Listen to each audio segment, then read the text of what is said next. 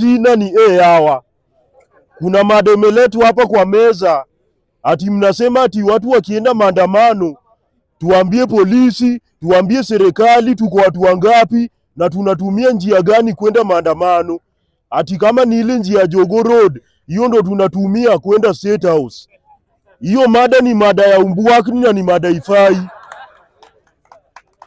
Kwa sababu tukiwaambia watu wenye watakuwa naongoza hiyo maandamano na tunakuja watu wangapi na tuwape jina, tupe serikali hiyo information, watakuja na watatuua hata before tuende misioni yetu ya maandamano. Maandamano iko kwa katiba na ni haki ya kila mwananchi kuenda maandamano. Kama mmefeel mumenyanyaswa, mumefinyiliwa na msikizwi. Wenye walileta maandamano kwa katiba hawakuwa wajinga.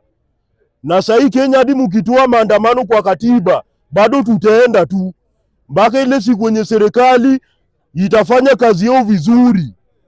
Kwa sababu sahi viongozi wana compete tu kwa kupanua mdomo kubwa, kwa kuteteana wenyewe kwa wenyewe, lakini wezi panua mdomo wao kubwa kwa kusema mimi nimesaidia shule 5, kazi yangu nimefanya yote.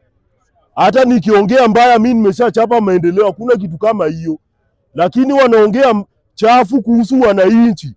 So maandamano kama itakuwa na kuna yenye iko pending, maandamano tutakuwa hapo ndani hiyo mix kama kawaida.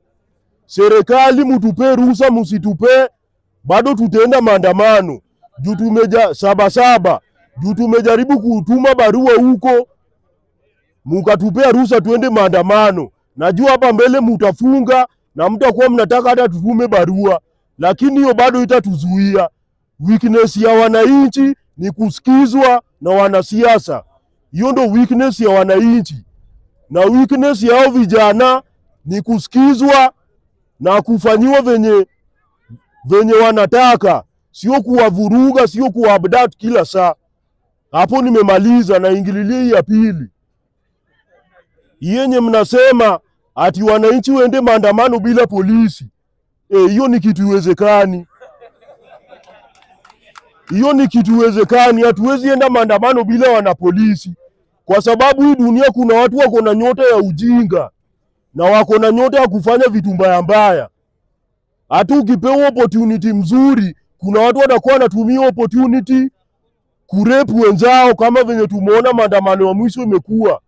Kuna watu walikuwa na repu wengine walikuwa na bomoa supermarket za watu kama ile ya Quickmart na wanapora.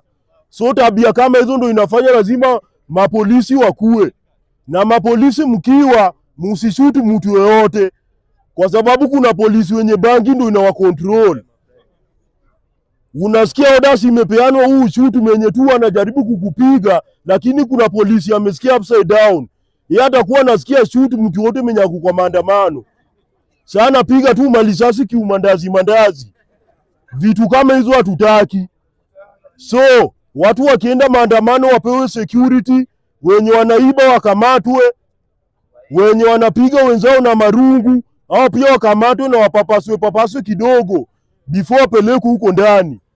Na wananchi anytime mko maandamano hao magunzi wakikuja kuharibia maandamano muwapapase kidogo. Musiwaue, lakini muwapapase kidogo alafu muwarushe kwa polisi. Kwa sababu hatuwezi kuwa tunapigania kitu mzuri na kuna wachache wanakuja wakituharibia. So majenzi, mukae imara, niko na nyinyi pia mimi. Najua watu wengi wanakasirika juu wanasikia nasema hivyo. Tuko na nyinyi kabisa. Lazima tupigane hii mpaka nchi ikuwe sawa sawa. Na kuna watu wanaona ati hii vita ni ya majenzi peke yao.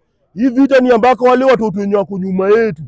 Unajua tunawahurumia ndio kwa maana tumeanza misioni mapema.